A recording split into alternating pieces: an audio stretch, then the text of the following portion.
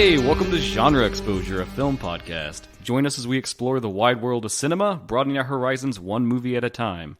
I'm one of your hosts, Dustin, and as usual, I'm here with Michael. Hey, guys. And Jason. Hey, everybody. What's up, guys? How you doing? Doing good. Man, I'm really happy to be here today. Me too, man. I've missed you guys. Oh, we missed you too. We're feeling the love today on Genre Exposure. Nice. Yeah. Yep. Genre films and love. That's what we're all about. And I'm actually pretty excited about this episode. This is a cool one. This is different. Speaking of love, this is a special episode. It's our first one where we are covering a film that has been suggested by a listener. Yay. So that's something we've been wanting to do from the start. We thought we should roll a little bit first, get the wheels turning. Yeah. Suggestions are slow to come in, so if you're listening to this, man, recommend us some give movie. us some. This one comes courtesy of Adrian. Yeah. Yep. And it is the film Devil's Pass from 2013. Also has other names too, but we'll get into that Sure. as we get to the thing. Mm-hmm. But the good part, I mean, it's all good, but like I look forward to talking about what I watched during the week. Always. That's kind of my favorite part of the podcast. Yeah? Well, do you want to go first? I do. You want to lead with that? I will, because let's dive in. I have one that I actually enjoyed. I usually come on the podcast and I'm like, guess what shit I watched this week? I watched Look at you, man, turning it around. a real turd of a movie this I've week. got that one for us, so it's fine. Okay. No, so as everybody knows, I'm a huge shiller of Shudder. Yes. We all are. Shutter Schiller. Shudder. I do love Shudder. I like a lot of the content that they bring that's like, brought in by Shudder and like Shudder exclusive stuff. Cool place to see stuff that you don't normally see. I would say their Shudder originals are consistently better than like the other streaming networks. Oh, yeah, for sure. I mean, I've come across a couple duds that I'm like, oh, well, Well, it can't all be gold. yeah. But for the most part, I've usually enjoyed what I've watched. So this one is one of those. It's from 2020, directed by Cody Callahan. It's a film called Vicious Fun. Oh. Yeah, I've seen that pop up. If you guys, super cool poster. It's very neon, Yeah, kind of 80s. Yeah. So the question is it vicious fun? It is. It actually is Vicious Fun. So basic premise of the film is main character Joel is actually a film review writer for a magazine. So that's kind of like one of those, well, here we are. It's a little close to home. It's me. But he's pining after his roommate who she doesn't really want anything to do with him. Oh, the whole roommate situation. Yeah, That's yeah. not good. But she goes out on a date and he sees this dude, follows the dude because he's like, that guy looks like a creep, and follows him, ends up going to a bar, has a couple drinks with the guy, gets completely shit-faced at the bar, tries to go to the bathroom and passes out in a closet because you went to the wrong room.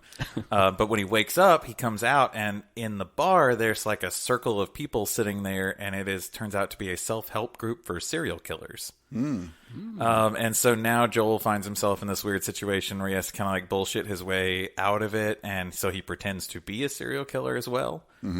But it's actually got a great cast of some super cool like character actors in it. David Koechner, I can never say his name right, but he's he's been in everything. But he was in Anchorman, the sportscaster in Anchorman. Oh, yeah. He okay, was yeah. in Krampus. Yeah, Krampus as well.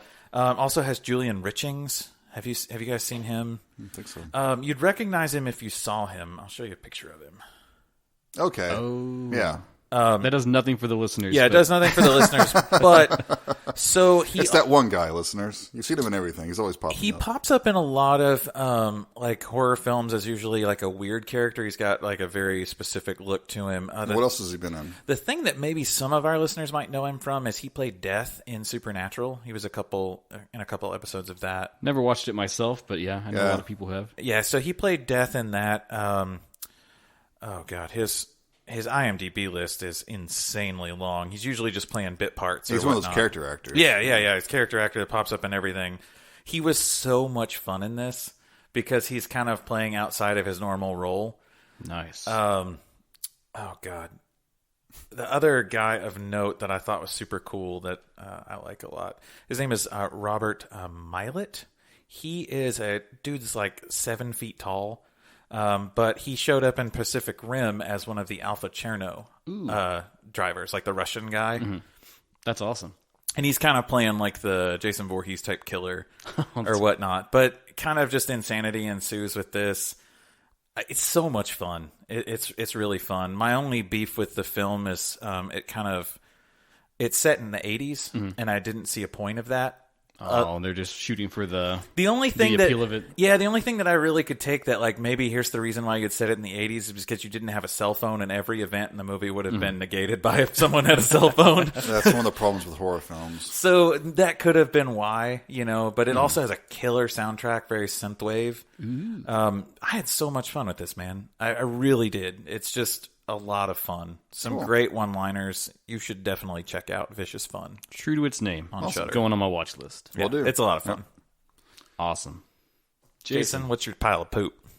My pile of poop this week. All right, well, devotees of the show know that I'm a sucker for slasher films. So I went and watched Last Slumber Party from 1988. Sounds like a winner. No, I mean, I wasn't expecting it to be. I remember seeing the video art when I was, a kid in the video store, and it's very, very 80s, very neon, very cheap. It's like it's kind of like a play off the old Slumber Party Massacre videos, but it's just these girls in, like, lingerie, and there's some dude coming up behind them, and he's slitting one of their throats. Get used to that, because that's the only kill that is used in this movie. It's horrible. It's a shot on video cheapie made by people trying to cash in on a slasher phrase that was already dying. The director, Steve Tyler, he plays the killer. Steven Tyler? Not the that Steven Tyler? No, that would have been more interesting. But this guy... So the killer has this surgical mask, gown, get-up thing to hide his identity. So his only weapon is a scalpel. Okay. And he's played by the director, and I have to quote Justin Kurswell here, who does the site Hysteria Lives. The director plays this role with all the subtlety of a silent movie star. It's just, it's just wide eyes the entire time and arched eyebrows and, I'm so evil. That's actually probably the most vicious comment you can give of somebody's performance. It's so good, yeah. That's like hurts really bad. I had to quote that. But it wasn't mean. Right. It just really hurts. I'll be honest, I wasn't very keen on it until you said that, and now I kind of want to see it. So, if you like cheese, if you like bad movies, it has its moments, but it's just such it's a slog. And it's only like 80 minutes, but it feels like an eternity. Because the characters aren't likable. It's an hour and 20 minutes, the longest hour and 20 minutes of your life. It's an ugly movie. It's definitely shot in one of the producer's houses or something. Classic. You can't fake late 70s, early 80s decor like this does. It's like a Muppets poster hanging up on the girl's bedroom at one point.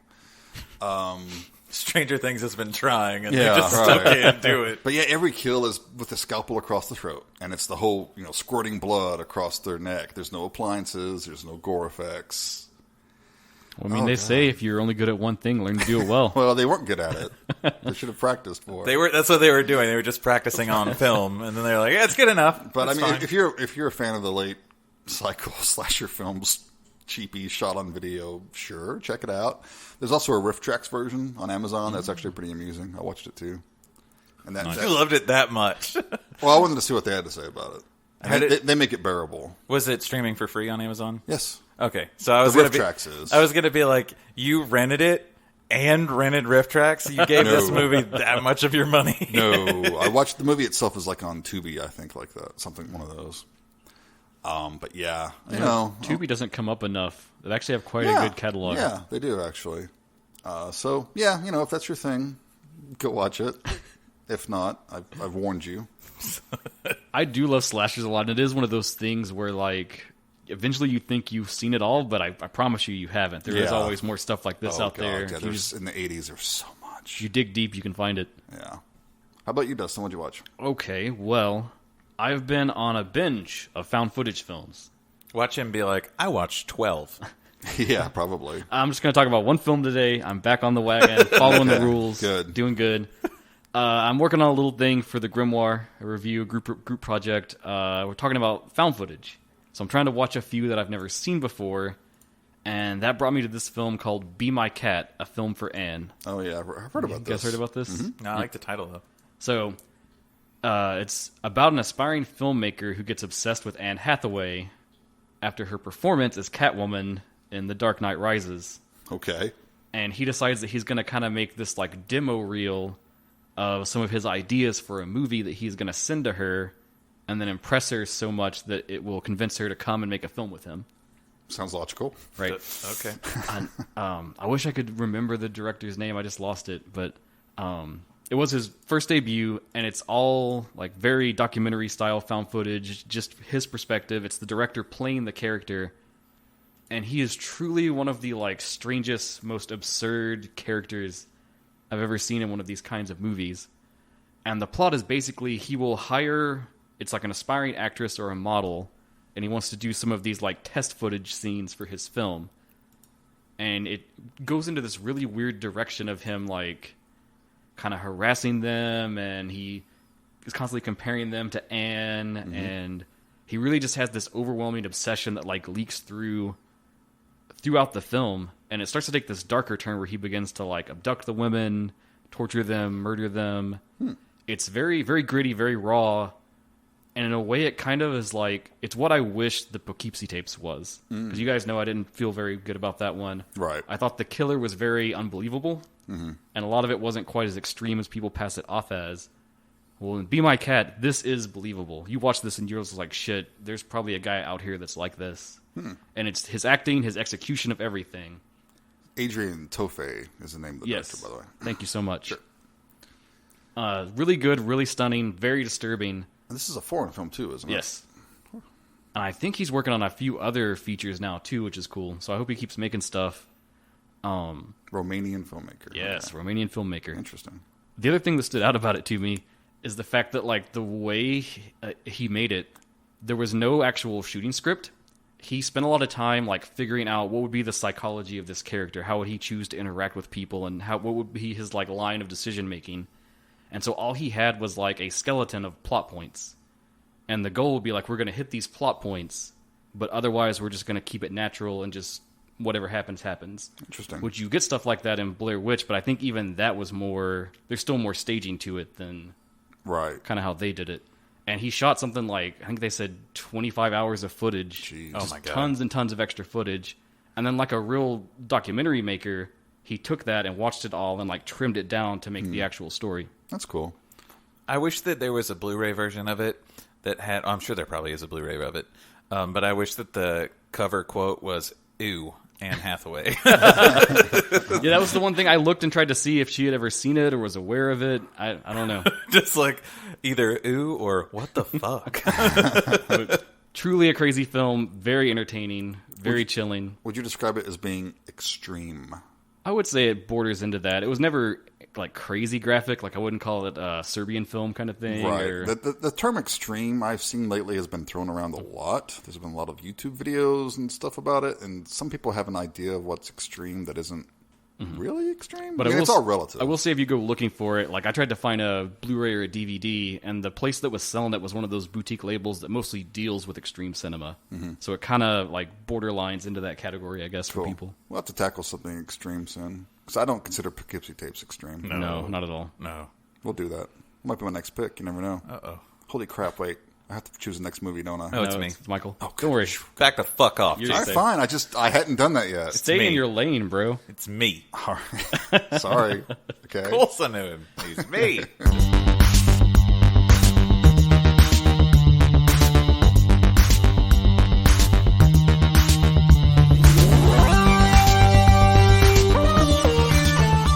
I think we set that up last time, so kind of how we're going to do it, we're going to keep through our rotation of picks, but at the end of every round of them, if we've got a listener suggestion, we are going to take it on, tackle one of those first, give some love back. You know, we don't have a Patreon, you don't have to pay us for this. We just love watching movies. Yeah. And we want to watch stuff that you think is neat. I mean, you can pay us for this, but, you know, Please. we're not asking for it. And there might be something that comes along that you guys might recommend. And if all of us have seen it, it might be something that we skim over, because part of the reason that we do this is to try to introduce each other to movies that we haven't seen. Right. Right. Exploratory. So if you do send something to us and we're like, we've all seen that, you know, like, don't be discouraged. But it's just kind of more of the reason to find something that maybe you think is an undiscovered gem that, you know, other people might not have seen or you think is underseen. So, like, if one or two of us haven't seen it, we'll definitely try to give it a shot. Now, as luck would have it, only I had seen this one before, and the two of you had not. Yeah, I hadn't seen it. It was actually on my list of possibilities, too, so it synced up nicely. So it lined up well. Interesting. Yeah. Interesting. Yeah. Because it's kind of underrated. You don't really hear a lot of people talk about Devil's Pass. I had not heard of it at all, Right. actually. All right, well, let's get into it then. Let's do it. Let's talk about Devil's Pass from 2013. All right.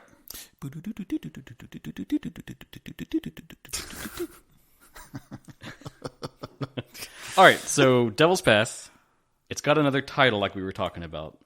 So originally it's the Dyatlov Pass Incident. Yes.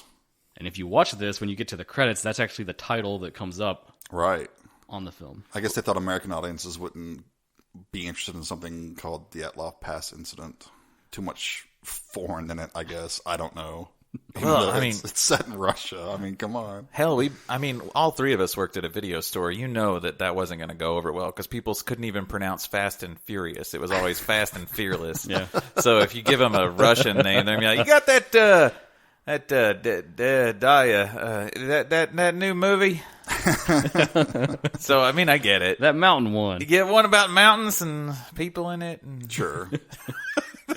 So we know. Yeah, Devil's plus- Pass is probably an easier sell for us Americans. I do, real quick, before we go too deep, I want to complain about that title, though, Devil's Pass. Please, go right for it. So, when we went to watch this, it was surprisingly hard to track down, I thought. It didn't used to be. Right. It used to be streaming everywhere. It looks like the kind of movie that would be streaming on everything, and it's got this other title, Devil's Pass, which is just lame, makes no sense.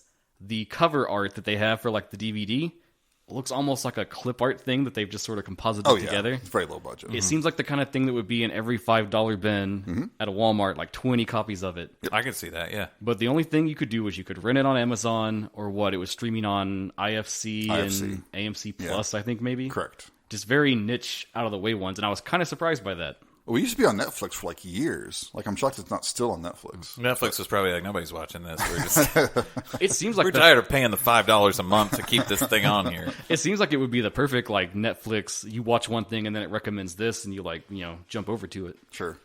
Well, I know so I did notice something interesting. So I watched this on the IFC As did I. trial.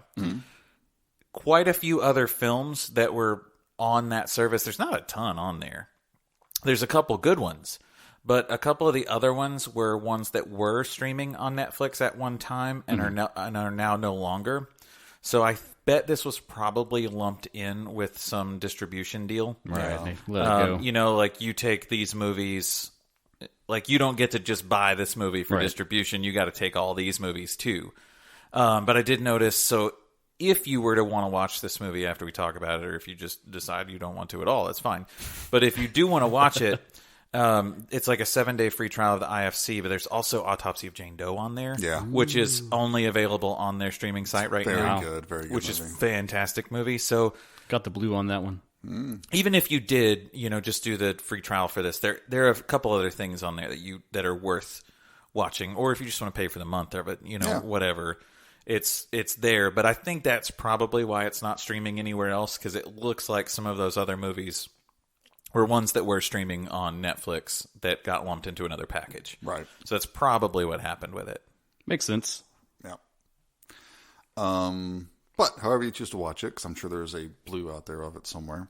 Sadly not in our region. There's a foreign Blu-ray you can pick up, but here it's just a DVD. Well, then if you're a true Dyatlov's Pass Incident fan, then you'll buy you have a multi-regional. You'll buy the multi-region player and buy the region free for it. Got it in the mail. Do you really? Yeah. Oh. Those spoilers about my thoughts, I liked it enough to go pick it up. Okay. So let's talk about director of this movie, because that's kind of what drew us to be like, ooh, this is an interesting one to do. Right. That's really where we should start. So who directed it? Renny Harlin, right? Yes. Renny Harlin. Renny Harlin. Probably most famous for Nightmare on Elm Street Part 4, The Dream Master. I would say he's most famous for Die Hard 2. Really? I think in the horror community, it's Nightmare, but right. As a general film thing, probably Die Hard, yeah. Sure. And Cliffhanger. But I think we can all agree that The Dream Master is a better movie than Die Hard 2. You watch your goddamn mouth. You watch your mouth. Show's over. Tell me, does the Nightmare on Elm Street have naked William Sadler? Sadly not. So That's the only thing it's lacking. does Die Hard 2? Yeah, but that alone doesn't make it I better. rest my case. Yeah, well, no one becomes a cockroach in Die Hard 2 and gets squished. That was not going where I thought it was going to go. Since we were talking about naked William Sadler. I unfortunately have to side with Jason on this one because Unfortunately. The Dream Master's probably my favorite Elm Street sequel. I mean, I'm totally full of shit right now, and I'm just basically pissing on all of this. But Yeah, so that's probably where most people first really heard about Renny Harlin. But he did a movie before that called Prison. That was actually pretty good. And it was one of the movies, back in the day, my family, we would go to the video store, rent movies, and my parents were into horror. We'd always get a horror film.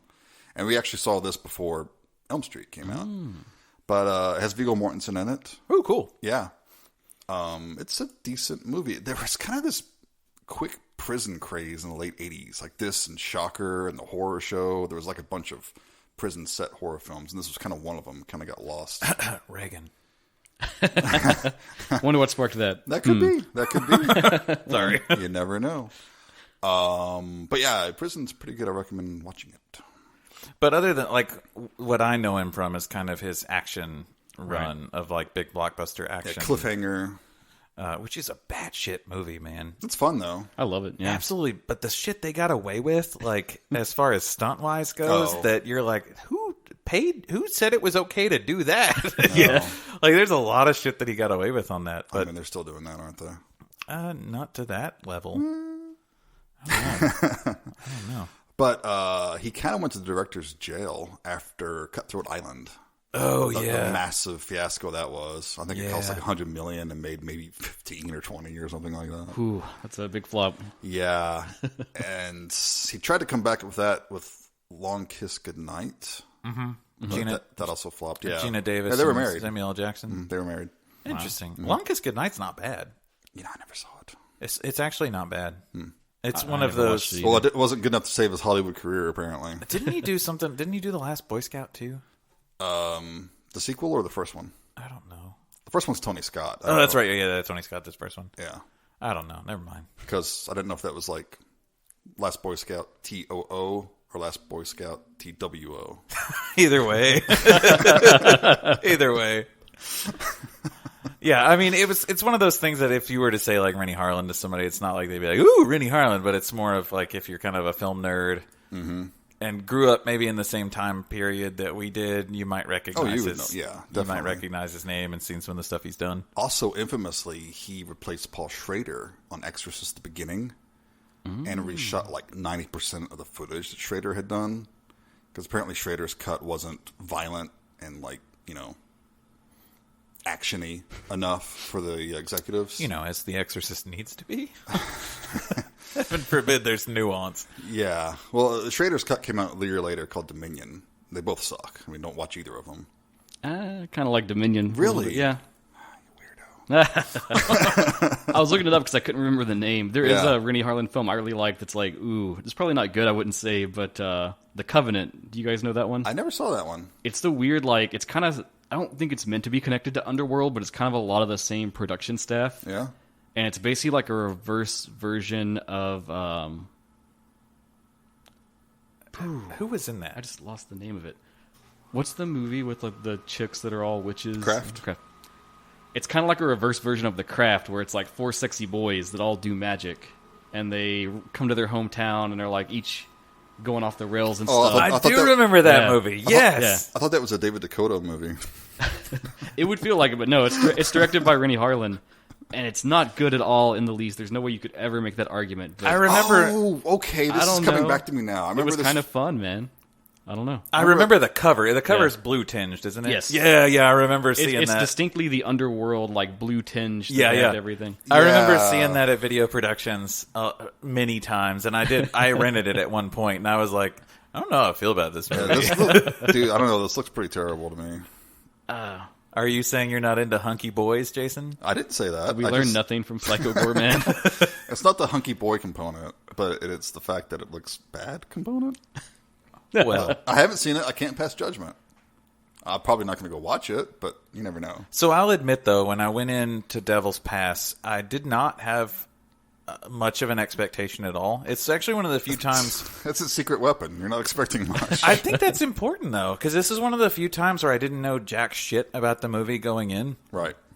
Well, probably what we should set up, this is based on an actual, incident. Urban Which the legend. movie Yeah. tells you Urban all legend, about. which you learn about all through the film. Well, it's a real incident, and it really happened. But, I mean, a lot of legends have happened. Right, since, but and they're trying the to thing describe surrounds it. Sure. that surrounds it is more of infamous than Right. the actual incident itself. And I love conspiracy theories and weird supernatural stories and stuff, so I already knew about all of this going into the film. Right. Which I did not, which was, I think, kind of made it fun. So, I don't know. Why don't you tell us about it, Dustin? Sure. So the actual Dyatlov Pass Incident, it was an incident where there were 9 Russian hikers that died in the northern Ural Mountains between the 1st and 2nd of February 1959. And their deaths were due to unknown circumstances. They were an experienced group. They were all, regulars for mountain climbing and stuff like that. Led by Igor Dyatlov, they established a camp on the eastern slopes of the Kholat. It was a mountain range. I think they tell you in the film what's like Death Mountain or something like that. Yeah, it's very translates to. impressive looking in the movie. Something happened during the night, and it made them cut out of their tents and flee the campsite, underdressed, not prepared for the weather at all, and between heavy snowfall and sub-zero temperatures, come the morning they were all dead and kind of strewn out about the mountain. Once they were discovered and they started investigating into it, there were all these strange sort of particulars about the bodies that made it seem like they couldn't piece together what really happened. So they determined that the 6 had died from hypothermia, while 3 others had been killed from physical trauma. 1 victim had major skull damage, 2 had severe chest trauma, and another had a small crack in the skull. 4 of the bodies were found lying in running water at a creek, and 3 of them had soft tissue damage on the head and the face. And 2 of the bodies were missing their eyes. 1 was missing a tongue, and 1 was missing its eyebrows. So when they investigated this, their official conclusion on what happened was it was just some sort of compelling natural force that had led to their deaths. Well, and the film goes into, what is it called? Hypothermic paradox? Right. Paradoxical hypothermia is what the film calls it. That you, because of hypothermia, you actually think that you're warm and you do things that you shouldn't do in the cold. You'll strip down. You'll like strip down and be naked and stuff, and so that they tried to attribute this paradoxical hypothermia to almost all the deaths, and almost everything that happened was due to the paradoxical hypothermia, which I think if you're any sort of remotely conspiracy theorist that's worth anything, you'll be like, bullshit. Right. That's not a satisfying that's answer. not an answer that I will accept. There's numerous theories out there, from avalanches, infrasound-induced panic, strange military experiments, or any combination of it. Very recently, talking like 2019, 2020, Russia had a new investigation on it, and their final official conclusion was that it was an avalanche that started everything and led to their deaths. Due to the avalanche, they were likely forced out of their tents early and unprepared, and as things worsened, they just got stuck out in the environment. Sure, Russia. Of course, people still aren't happy with that, so... Well, they never are they? They probably never will be. That's the whole point of a conspiracy theorists, theory. ideas are so Well, much it's more also tantalizing. it's also a boring answer. Right. Well, usually the most mundane answer is the right one. Right? Yeah. It's Right, usually that's Occam's razor. Yeah, I was about to say it's Right. an Occam's razor thing. They do that in medicine too. Like Sure. don't look for the You start at the basics. don't look for the zebra in the room when it's likely just the thing right in front of you. Yeah. So, but I think that the film does a great. It's actually interesting that we're watching this now, with the amount of conspiracy theory that's free flowing. Oh, yeah. Through, like, it's gone beyond. To me, it's gone beyond the fun conspiracy theory. Of like. Wasn't that the weird thing about conspiracy theories? They are so much fun until you go down that road so far. until because I do think there's probably a level of acceptance in most conspiracy theory around like the Dyatlov Pass, like Bigfoot, Mothman kind of a thing that you're always like, well, I don't know. Well, it used to be just theories. It wasn't like a conspiracy. There was people. There's a mystery, and people posit solutions to those, and they could be outrageous or whatever. But it didn't used to be. Everything wasn't controlled by some grand cabal of Illuminati. Right. Now, It's interesting that this one can pick up steam because there's already so much distrust in the Russian government. Right. Especially as Americans. I don't know if we have any listeners from other countries or not, but especially as Americans, we have the Cold War to thank for our complete distrust of Russia and still everything. to this day, yeah, right now, still. So anything that comes from the Russian government, Americans are really quick to be like, oh, that's absolute bullshit. That's not true. And they're hiding something. And you see some of that in the film, I think. There's some good segments at the first part where they're just getting over there. Mm-hmm. And they're kind of hanging out in the bar and exploring the town before they hit the mountain. And there's a lot of, I would say, casual racism almost from some of the characters. This is probably the most unlikable characters I've seen in a movie in a long time. I don't think they're that bad. There's a couple that I really didn't like. I don't mind the main girl who's what's her name in the film? Holly. I have some issues with her acting because she's British, and I don't understand why they had to make her American. I wanted to talk about that because some of the times where she's reading information off, she just straight loses her American accent and is just speaking in her normal British accent, and I'm like, the fuck? What? Yeah. But it just doesn't make sense to me. Like, why she could have been British. Yeah, there was no reason that she had to be from the United States. Don't you know that English actors are the best in the world? Well, I mean, that's actually not fully untrue. So, the actress is also named Holly. It's Holly Gross. Goss. Mm-hmm. She really didn't do shit after this either. Really? I looked her up on IMDb, and there's just very few credits. I liked her in the role. I thought she was good. She was actually my favorite one to watch.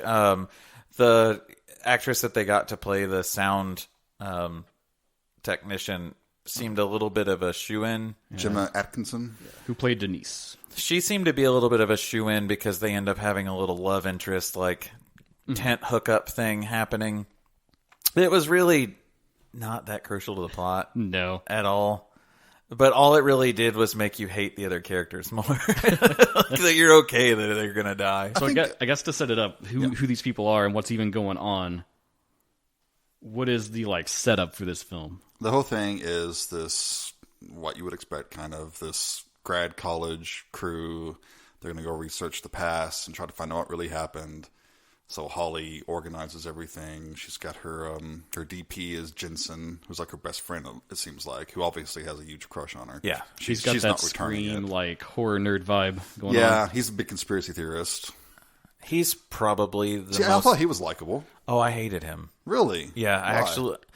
He was just so dismissive of everyone's opinion that wasn't his. Mm-hmm.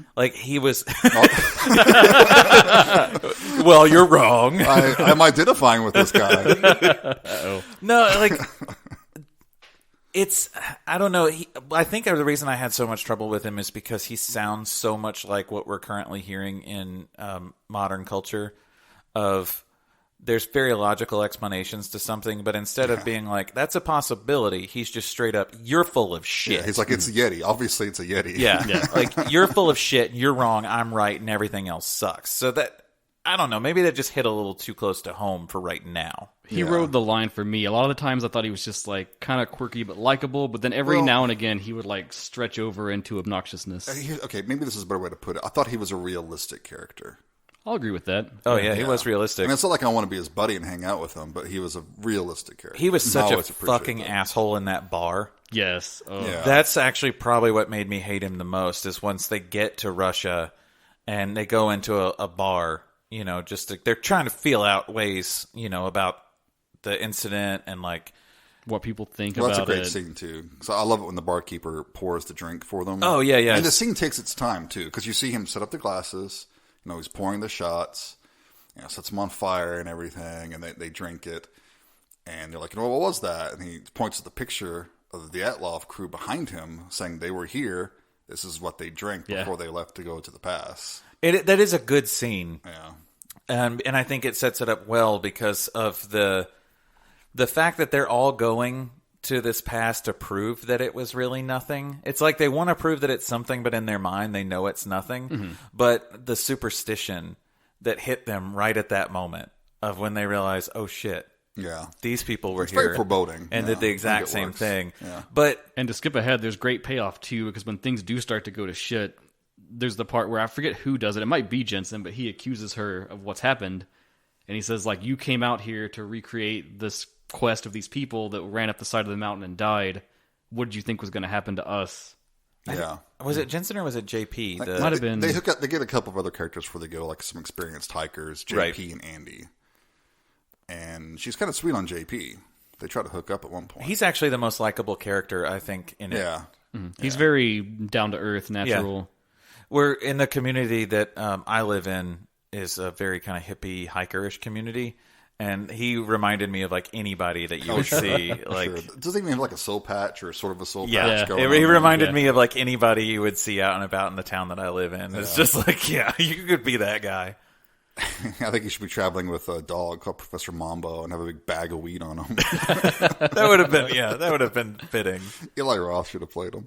Oh, man. But like, it's for me, Jensen was just kind of so obnoxious that I don't know. Oh, you really don't like Jensen? I didn't. Dang. I really didn't like Jensen. Wow. I had a lot more trouble with Andy, the other hiker. Well, he's your typical Right. overly confident jockey type, maybe womanizing sort. But when they get into Maybe the... womanizing, and he definitely womanizing. Well, I mean, that's what JP says about him. Well, that's also he tried to film the girl that he was Sure. shacking up with Right, without really her permission. Yeah. At the fire, JP tells Holly that, like, oh, No, that's I mean, that's that's his, bad. That is bad. that's his She thing. does see He it at does some the, point, though. he does the trail hookup. Like, every time they go hiking, that's his thing. Yeah. He'll pick a girl and focus on her, Right. hook up with her, film it, and then just kind of be whatever, go on. Real sleazy. Yeah. So, I think we're jumping ahead for some few points that I think were kind of fun. Like the whole beginning of this film is really just the setup of shit's gonna go down. Well, it's very much kind of the Blair Witch thing. Yeah. You know, it even starts with news broadcast saying that missing hikers footage has been leaked to the internet, and this is what we're seeing is supposed to be that footage that was leaked to the internet. Right. And I like that setup because it perpetuates this conspiracy theory thing of like, oh, the truth is being suppressed. Right. Which continues throughout the film. So you know they're doomed from the start. I think the thing that really cracked me up, though, I accepted it because I knew that this movie didn't have the budget of something that could really take its time, but it took them no time to get to Dyatlov's Pass. It was like they were hiking and then all of a sudden they're there. I appreciate that too, though. It was it almost needed like two or three like quick second scenes or something just to show them hiking in like maybe some different terrain. There's a little bit of that before they get to because there's that shot of the mountain in the distance before they get there. They're already there at that point, basically. They just... Get to the fireworks factory. I'm all about that. Yeah, it got there quick, to but the point. And to me it was almost like you needed one more frame in there of like just something to build a little bit of time lapse because I was like, wait, they're already there? Why haven't a bunch of other people already gone to this thing? Because it doesn't seem that hard to get to. Well, it's probably easier to get to now than it was in, 59? Well, that's true, yeah. Anyway, it's like how Mount Everest has become a tourist attraction now because it's so much easier to climb than it was back in the day. Yeah, and all the trash that's I mean, on I top couldn't of do it. it, No, but- fuck no. I can't climb your steps without wheezing, so... And there's some more good ominous setup while they're on the way there. Sergey, the guy that agrees to like drive them and get them close. Yeah. He drops them off to meet, is it an aunt, I think? Or Yes. She was the only survivor because she got... Well, she was on the rescue team. Rescued, right. Right, and she says that they saw 11 bodies. Right, there were 2 more. Only there were 9 hikers to begin with.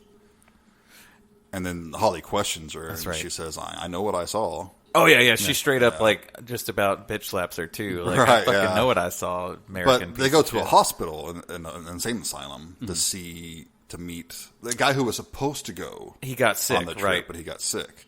But the hospital officials are like, oh, he's dead. He died. Go away.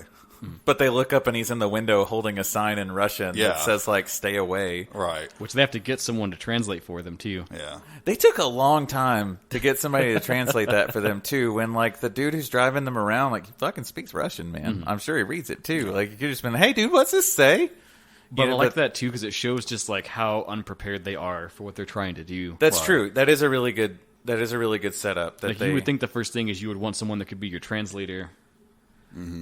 Maybe that's why they chose to be Americans, because Arrogance. that arrogant. sometimes goes on. Yeah, we would be the only people arrogant enough to be like, I'm going to go to this country that doesn't speak our language and try to make a documentary and go not off take the anyone remote that, wilderness. not take anyone that speaks the language. So there was one scene, and it's kind of within this realm of where we're talking about, that I caught it and I rewound it because it was so fun. It's before all the shit really hits the fan. And it's just a shot of Holly sitting there, and I think she's talking to Jensen. Mm-hmm. And it's broad daylight, but the camera is sitting there, and you can see the tents behind them. And I think this might have actually been where they found the tongue. Okay, yeah. I think it was before this. You know what I'm talking about, yeah, right? they're sitting there talking about childhood experiences. Yes. Mm-hmm. She's talking about the dream that she's always had. And being drawn to this place. She realized it was Dyatlov Pass at some point. So in the background, for just a tiny second, Yeah.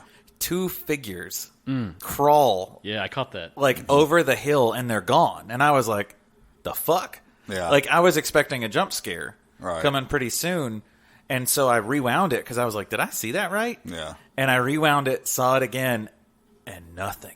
Yeah. Like, it was just this beautiful little insert of a foreboding thing that because you don't get to see what it really is. Yeah. It's also portentous that it shows up during their conversation about...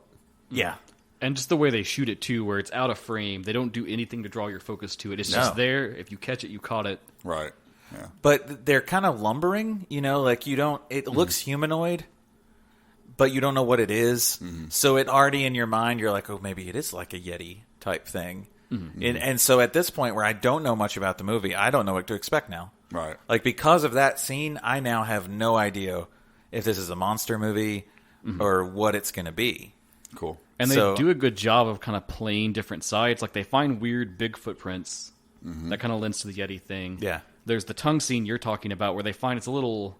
Looks like a blind. Yeah. A hunting It's blind. like a little weather station type thing. And inside it is a tongue, which we know from the story that someone had their tongue cut out. Yeah. So that's ominous. So they really, like, each line of what it could be, they give you a few clues that kind of push that, but never for sure tell you that's what's going on. And they brought Geiger counters to picking up some radiation at one point, because that's... I think this is one of those legends that got added to the story, is that some of the bodies had high levels of radiation. I don't think that was actually really confirmed. I think that got attached to it later on, decades later. It's easy to throw that on, though, because of all of Russia's Cold War experiments. Sure. That's just kind of ingrained into the thought there, and especially with what happened with Chernobyl later. Yeah. It's very easy to think that. So once they get to the Dyatlov's Pass and they really figure out, like, this is where we're at, and they start to set up camp here. Because, of course, let's camp here. Of course, yeah, why not? That's the whole point, right? Let's just relive the entire experience. And some of them are spooked at this point, because a few of them want to go find a different spot. I think the weirdest thing that happens is that the hiker guys, they know kind of the time frame it's going to take them to get there, and they arrive several hours earlier than they should have. Yeah, their GPS is messed up. The compass is spinning around. Yeah, one dude makes it a point to say that he hiked the Himalayas with this compass, and it's all like, this is a specific compass, and it's always spot on, you know. And one of the characters admits that he kicked that map in the river, and oh wait, that was a different movie. I will say, though, it starts out kind of Blair Witchy. They leave that behind pretty quickly. Yeah, I it felt like. does. It does. Yeah. So what they then kind of the next little piece that they give us to really throw us on a different trail, because we already at this point we're thinking, okay, well, this is where the monster shows up. It's at this point where they find the old bunker, right? Yeah, they find a door hidden beneath like the snowbank. Right, it's Holly and Jensen, and they're doing the Geiger counter thing that you're talking and about. It's really high there. And they find this real high concentration, and she kind of starts digging in the snow a little, and then she's like, what's going on? I found something here. Right, and they dig it out, and it turns out to be a fucking bunker door, like a military style. It's got the wheel on the outside. You've got the turn, and it's already unlocked. Right, they say, but it's frozen shut. Yeah. Which they talk about, like whatever this was designed was to keep something in, because this is the type of So, but they interestingly choose not to tell the other hikers about it. Right, it's getting late, and they say, let's talk about it in the morning. Right, tell them then. So they go back, and this is when the you get the heart-to-heart with JP and Holly, and he's like, here, have some of my whiskey. And this is what keeps me warm on the trails, and what keeps the other guy warm is, banging hiker chicks. And Jensen shows up on this, and he picks up, they get real quiet, and he's like, oh, okay, I'm the third wheel, fine, I'll just walk away. Yeah, Jensen's very much an incel. I think he just likes Holly, and it's not returned, and that's also something I can kind of, relate to. We better jump on through this one pretty quick before Jason loses his shit. So, Michael, final thoughts. Final thoughts on the film. But he's not a jerk to Holly. He doesn't do anything to her. No, but he's a jerk to everybody else. He kind of has that, weird, white knighty, I'll defend her kind of vibe. I didn't pick that up. I really didn't. I didn't pick that part up. The part about people being wrong about the... Oh my. So this has been genre exposure. It's probably the last episode we're going to do now because I've been canceled. Jason's done. Tune in next week as Michael and I try out our new host. Okay. Well, anyway, so an avalanche happens. Yeah. Well, they hear they basically hear the avalanche, and they get up and run from the tents, and they're running from the avalanche, and the poor sound chick. Yeah, that dude just leaves Denise behind. Yeah, Denise just gets completely destroyed by the avalanche. She falls, and the dude could have picked her up. Yeah. I think he could have helped her. Well, you see him pause and hesitate, and then he just turns and runs. Right. And so Denise is now gone. But in all honesty, how would anyone react in that situation? Hopefully that you would try to help somebody. You would hope so, but people in crisis and those types of... I would hope after the trail hookup, she meant a little more, but... He had his phone. I guess he had his phone, so he had his memories. So he was good. One of the crew's now gone. And so it's already starting... He breaks his leg. Major fracture, bone sticking out. So this already... I like that part too because they're trying to reset it and stuff, and they're like, "Dude, it's not that bad. It's not that bad." And the camera kind of pans around, and you see the bone sticking out. Yeah, it's pretty bad. Just but a scratch. But I think it was interesting that the movie then threw the avalanche in there too, though, because it's almost like it's proving everything that's been said that's going to happen, but yet at the same time throwing the viewer in all these different directions, because then you're like, well, maybe it was an avalanche, and now the rest of this is going to be a survival film kind of a and we also hear those booms before the avalanche happens. Right. They think that someone started the avalanche. Specifically, they think the Russian government started the avalanche to cover it up because they were too close to the truth, and they were going to find out something they shouldn't. So at this point now is when I think they reveal that they found the bunker, right? Because all their gear's gone. Right. They don't know where they're going to go. They don't have the supplies to make it back down. They shoot a flare. They shoot it... Not... It's around this point where they shoot a flare. Yeah, it is, yeah. Because they're totally screwed and they know it. Right. And then not long after, some Russians come up the hill. And they see two people hiking towards them, and they don't really have a lot of gear. Yeah, that's what's that dude's name? Andy. The one who got his leg broken. They don't have packs. How'd they get up here? Yeah, they don't have gear, so it's kind of clear that they're there for a reason, and he says, they don't go, give me the flare gun. So he fires a flare at them.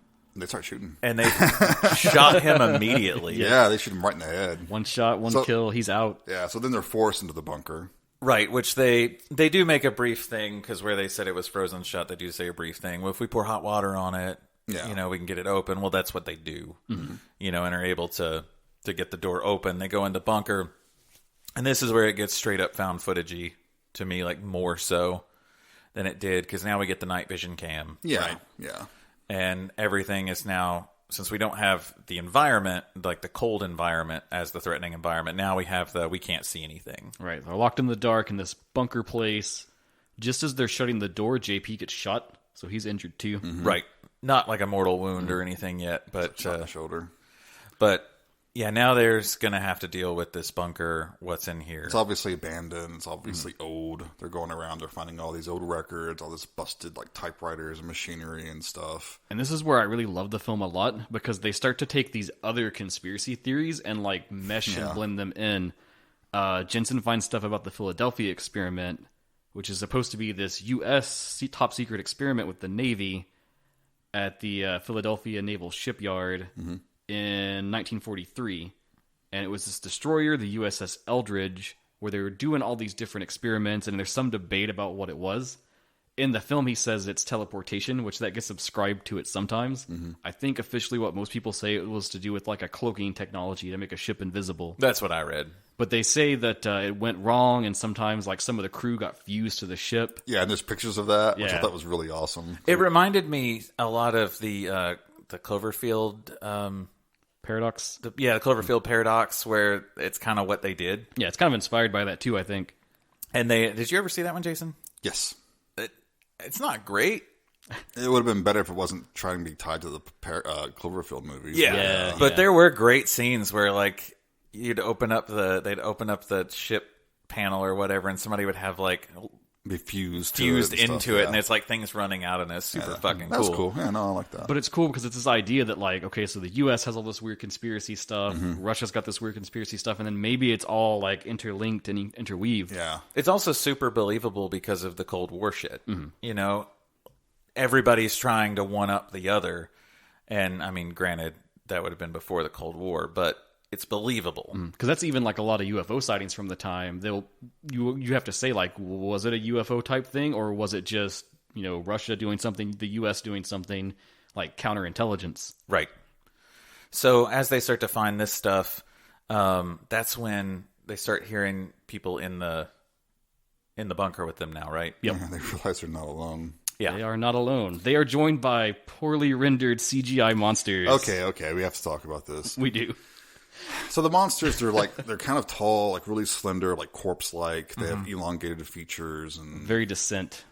yeah, they look like the crawlers from The Descent. And yes, they are CG. Yes, they are spotty CG. Yes, they show them in clear, full light in front of the camera for more than they should. But they're also kind of like phasing in and out. You see them kind of bamfing around here and there, Which is I thought it was important. kind of a cool effect. It didn't bother me as much as I thought it would. Yeah, I also knew this movie didn't have much of a budget. I feel like you could have done better with, like, cheaper practical effects and then not show as much or something. you can almost always do better. As practical effects. is with almost every film. Because this is really the spot where I got the most critical of the film, and it's because as I was watching it, and you've got the CGI creatures popping and jumping around, they're running quickly, like, room to room.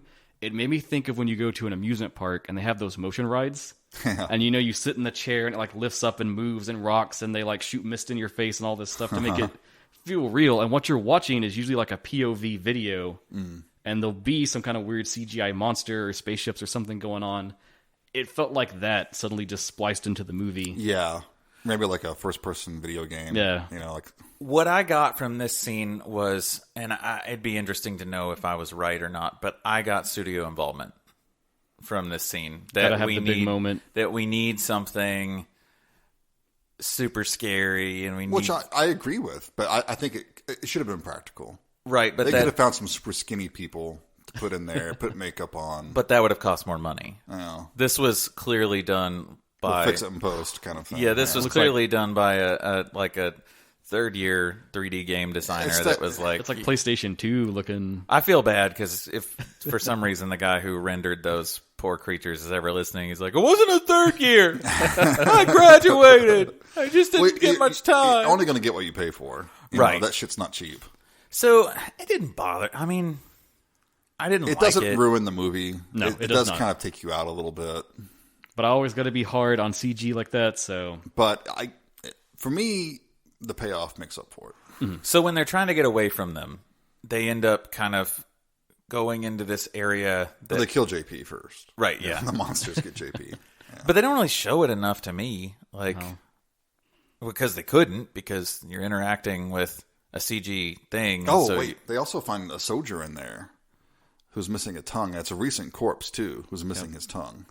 Oh, yeah, and they think they People have been there recently. They also, I think, attribute it to the tongue that they found. Yeah, and the weather station thing. Yeah. But as they're trying, I don't even remember how they got to the portal thing. Well, they start running away from the creatures, and they find themselves in that area. It's like this natural tunnel.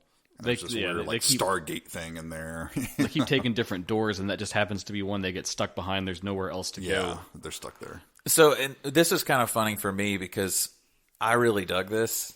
I thought it was super cool. And I also misheard the name of the ship. I thought they said USS Eldridge. Oh. And so Like Lovecraft or I something. immediately went Lovecraft because I didn't know about the Philadelphia experiment before I looked it up afterwards, just because I thought it was kind of an interesting theory thing. So I thought they said the USS Eldridge, and I thought we'd gone like... Who would name a ship Eldritch? Oh, my God. I mean, They're that's inviting trouble. that would totally be something named in a Lovecraft story, though. Like, they named it the USS going to get eaten by giant monster. It's like when you're watching a science fiction film and there's a ship called the Icarus. Yeah. You know it's not going to This go is well. not gonna end well Why for even you. call it that? But I thought this was super cool because to me, it tied all of it together. That, like, they were fucking around with stuff they shouldn't have been, and they ended up entering a world that they didn't belong in. Right. Which is essentially what happens, because now their only chance to get away from these monsters, these bad CG Go for the tunnel, yeah. renders, is go through the portal thing. Right, and the end result of like what they've pieced together is going on is there was an experimenting with teleportation. Yeah. And this like tunnel thing before them, this portal, somehow it works, but they never figured out how to like control it. There's no console that just like you can like program the date and go or something. Yeah, there's no flux capacitor or anything like that. So when they go through it, though, that's when it just kind of fades to now we're looking at, I think that's where we're back out in the snow now, right? Yep. And Yeah, it's like the camera's laying in the snow. It's outside that bunker. Because Jensen's theory is that maybe if you focus and think on a place, Visualize where you want to go. that will like guide the teleportation. And they decide they should pick some place close, so they think about the outside of the bunker. Because they've seen So they that can get recently. out. Yeah. And so what it's now showing them laying together in a stream. Mm-hmm. And it's the same scene we've seen before of the people from the 50s Right. that are laying in this stream face down, basically. Yep. They're there. The camera's laying, kind of facing them off to the side. We see the soldiers come up. Well, first it's Oh, you're right. Yeah, it's like two. Alia, the woman that we see earlier in the film. It's her younger, discovering their two bodies laying there. Right. Yeah, and then the soldiers come up and they're like, we got them. Go away. It's all fine. This area is quarantined. Get out of here. And I like it because when they talk to her earlier in the film, she mentions like the two people, they had a weird machine with them. Mm-hmm. And when you loop it back around now, that was their camera. Yeah, And she didn't know what it was. Yeah. And they take the bodies into the bunker, and the officers picking up the camera and looking at it like, what is this? And they're remarking on their clothing, how their clothing looks weird. Well, the sad thing is it's Russia, so you don't know if it's modern day or not. It really could have been. It could have been like it's the same clothes and everything. Also, the bunker is operational Yeah. and staffed, so that also lets you know that we're back in the past. And when they are in You never know. It's Russia. And when they are in the bunker before then, they do find the camera because they watch the footage, and then he's like, right. Oh, we skipped that part. Yeah. he says, fast forward to right now and see what's happening right now. And it's showing right now. Yeah. It's like that scene in Spaceballs. When will then be now? Very soon, sir. So then you see them hang these bodies up on these meat hook things that we saw earlier in the film. And they're already looking all weird and messed up. The bodies are like... They look very similar to the poorly rendered monster things. Right. And as if you didn't already know that it was them. Yeah. We get a slow turn of the corpse-looking body, and then you see the angel tattoo that is referenced at the beginning of the film. Right. And the bodies start jerking and coming to life. Yeah, so it's basically we just have now a time loop. Yep. Sort of a thing that's going on. And then into the film. There's a cool spot, too, in that final scene with the teleportation thing. Earlier in the film, they talk about Slaughterhouse-5. Yeah. Kurt Vonnegut. And then it's really great when they're about to step through. They're nervous, they kind of hold hands, and then they quote a part from that book. Everything is all right, and everybody has to do exactly what he does. Yeah. And if you know the book has to do with a guy that gets unstuck in time and kind of jumps to all sorts of different eras and time periods. See, I'd actually never read Slaughterhouse-5, so I figured... So it's a very subtle reference, but it's a good reference because it's fitting the narrative they're trying to tell. Right. And I'm a sucker for that, that kind of closed loop, that doomed fate. Right, type there's nothing they can aspect. do. Yeah. And so even though I mistook the name, I still found it Lovecraftian. Sure. Like, I still found it... like even once I realized that it was not the name of the ship and it was the USS Eldridge. Yeah. I was still like, well, that doesn't necessarily ruin the Lovecraftian thing for me because it's still easily Mysteries of the unknown. Yeah, it's still easily something you could read in a Lovecraft pastiche of some sort. And those creatures don't look unlike ghouls or something. Yeah, exactly. And it's the same thing of someone uncovering something that's far greater and expands their sense of like the world around them. You can't really comprehend it.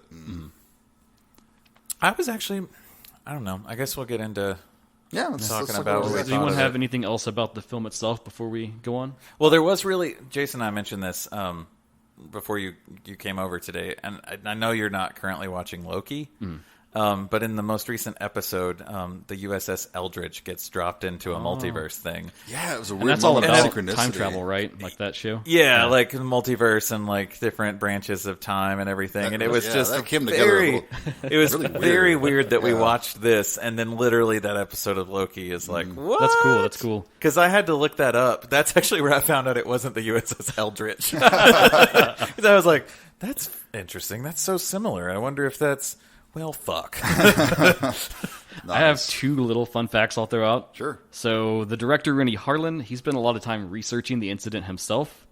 His own professed theory is that he thinks it was some sort of government experiment that went wrong. Okay. He didn't elaborate further on that, but that's his own take. Yeah. And if you dig the idea of this, there's a really good video game just called Kolat, the name of the mountain. And it's one of those like horror walking simulator things where you don't do much other than just like kind of move through areas or like run from stuff, and you just like experience a neat little horror story thing with good visuals and sound and stuff. It's pretty fun. I've played it before. It's only a few hours long. Did it scare you? It was pretty scary. Yeah. Oh, nice. Okay. It got a jump or two. Yeah. Cool. So if you dig this Dyatlov Pass stuff, look into that game too. Cool. Cool. Another thing I'll just say about it, I mean, it's as for a found footage movie, I think it looks nice. You got that natural scenery, so that helps as it is. All the great mountains and snow and stuff, very desolate. And I always find that very scary anyway. The setting, nothing but cold, and snow and ice and rocks. It's like It's one of those things that makes The Thing, John Carpenter's The Thing. yeah. So, It's that isolation and just inhospitability of the environment. It's scary. It's a natural. You can't screw that up for a setting. right. It didn't look fun to shoot. I'm sure it It was. looks like maybe the reason that the main actress didn't do much afterwards, she's like, that's the way all films are. I'm fucking done with this bullshit. So I'll give my impression of the film. All right, final thoughts. I really enjoyed it. I was really surprised how much I liked it. I'm gonna say, like, if I had to rate it, I'll probably go like 3.5. You do have to rate it. Okay, sorry. I'm gonna go 3.5, like Okay. borderline 4, because I'd totally watch it again. There are things about it that I wish were different, like different direction and stuff like that. 'Cause it's one of the things that really took me out of it was when she lost her American accent. Yeah, that's Like- pretty harsh. Also, why didn't you just reshoot that? Like, why didn't you just be like, you slipped out of character? Let's reshoot that. That to me, that's just sloppy. Hey, digital video ain't cheap. To me, that's just a little bit sloppy. So I was, those kind of things bothered me. But overall, it was enough to keep me really interested in it. I like the kind of bleakness of it. I like that it wasn't a happy ending. Yeah. And it also didn't really give a full answer ending either. Like, it answers the question, but not the way you want it answered. Right. So I don't know. I really dug it, man. I'm pretty happy Adrian mentioned this one, because this is not something I would have found and been like, oh, I need to watch this. If I had seen this on Netflix, I probably would have just ignored it just off of the cover alone. Same. Yeah. I guess to do my thoughts, I did knock it hard, on the CG, but all that said, I think if I had to rate it, I would actually give it 4 out of 5. Ooh. Because there are problems, the acting's not very tight, like you were talking about. They could have definitely, shortened things up there a little bit. That CG is atrocious. I hate it. But in the scheme of this movie, that is one scene. Yeah. And when the rest of it is so enjoyable, so interesting, so compelling, pulling on all these different ideas and blending them together, and really presenting them in a way that strings you along through the film well, that you're never just like, well, I know what's going to happen because it's it's going to be this, obviously. They really play to the mystery well. And yeah, I loved it. Cool. So, 4 out of 5. Yeah, nice. Jason? As I mentioned before, I had seen this shortly after it came out. And I think it was on Netflix. And I was happily impressed by it because especially then, because that was the earlier days of Netflix, you know. 2013 was when the film came out, and then Netflix was... and there was a dross of just mediocrity everywhere. So for something to rise above that crap that you're watching constantly was doubly impressive. You know, it was a nice surprise at the time. And watching it again, it's held up pretty well. I like it. I think I would give it 3.5, like you, Michael. Okay. Nice. Yeah. So we're all kind of in the ballpark. Yeah, but I think it rises above its limitations.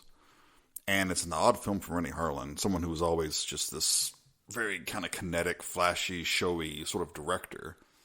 I mean, a part of it's the budget, obviously, but it's stripped down, and it's kind of cool seeing him do something that's just back to basics. Yeah.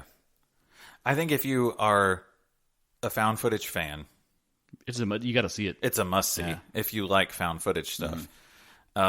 If you're kind of into, like, you know, the Lovecraftian type thing, messing around with things that are bigger. And I like that you've talked about that too, because it's probably one if someone made a list of like Lovecraftian films, they would never want to list this because they probably wouldn't think that it like hits enough. Yeah. But I think it does actually if you look at it. I think if you go, I mean, it's really easy to put the term Lovecraftian on something if it's just remotely unexplainable. But I don't know. Like, I think the only thing missing from this was a cultist. Right. You know, it's somebody. that feeling of doom, too, that Yeah. people forget is very Lovecraftian. Yeah. Just that fate, that doom, this isn't going to end well. You know, there's no reprieve. Like, I'm kind of thinking of, in my head, I'm kind of thinking of The Void. Yeah. You know, at the end scene of The Void with the portal kind of a thing that they're trying to open. Like, the main difference in this one, I feel like, is that you didn't have someone purposefully trying to do it Right. in front of you. It seems more like, oops, we fucked up, and now we can't stop this. And so... Or it was a natural occurrence. Which that's almost more Lovecraftian because there is no big like maniacal villain behind it. You just like fucked up and wandered into the wrong thing. Yeah. Right, like The Mist is kind of that way. It's an uncaring universe. You know, like the government's doing an experiment or something, they tap into something they should not be tapping into, and then you pay the price. And you get, like, monstrous things happening. So that's kind of in the same vein of that. I think there's a lot to like here. Yeah, Oh, yeah. I really do. I recommend it.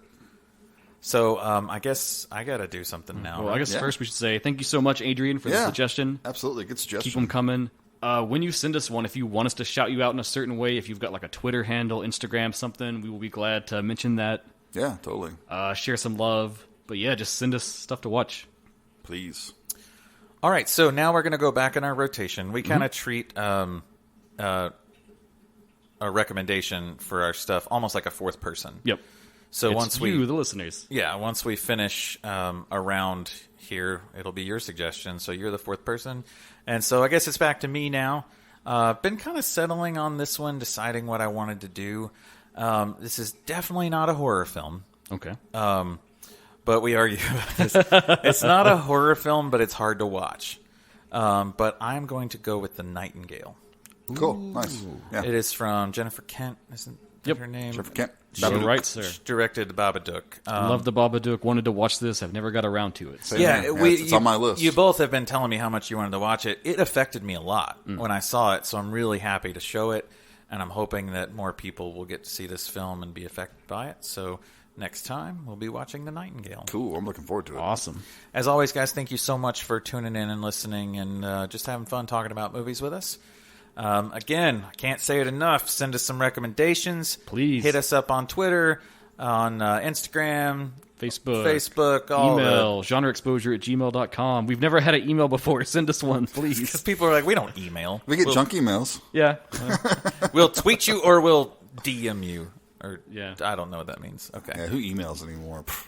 Yeah. We love movies and we want to talk with you. Get in touch. Well, until next time, thank you guys so much. There, guys. Take care.